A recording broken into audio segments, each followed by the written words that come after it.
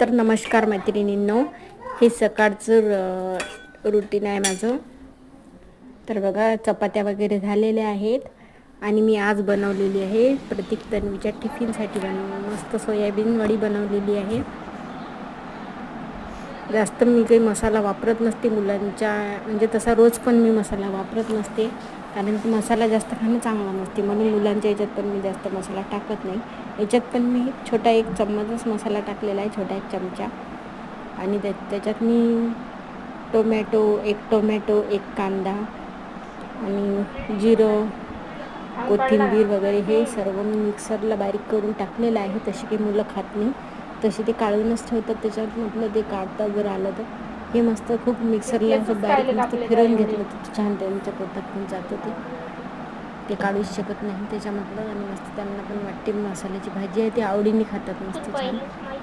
तर इथं बघा, आता तन्वीच्या मी वेण्या घालून देत आहे. झाडझूड वगैरे झालेली आहे मुलांच्या, म्हणजे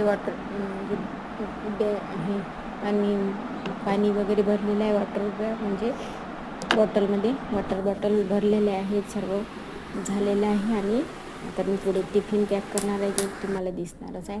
हे बघा, आता मी टिफिन पॅक करत आहे मस्त. आता इथं आपल्या सोयाबीनच्या वड्यांची भाजी, कारण त्या वड्या अशा मोठ्या मोठ्या होत्या, त्यामुळे प्रतीक म्हणे मला की ते जेवता नाही येत आहे. तर मी एक ट्रिक केलेली आहे, ते वड्या ज्या असतात ना त्या पहिले कुटून घेतल्या बारीक, आणि त्याच्यानंतर त्याची मस्त भाजी केलेली आहे. बघा किती छान झालेली आहे, मस्त ते जेवता पण येतात. मस्त बारीक बारीक वड्या करून घेतलेल्या आहेत. एका वडीचे 4-5 तुकडे असे करून घेतले आणि मस्त त्याची भाजी केली. भिजवलं ते 5 मिनटं मिठाच्या पाण्यामध्ये, मस्त पिळून काढलं आणि त्याची मग नंतर फोडणी लावल्या त्या. आणि बघा, असा टिफिन आपला पॅक झालेला आहे. आता तन्वी आणि प्रतीक निघणार आहे शाळेमध्ये.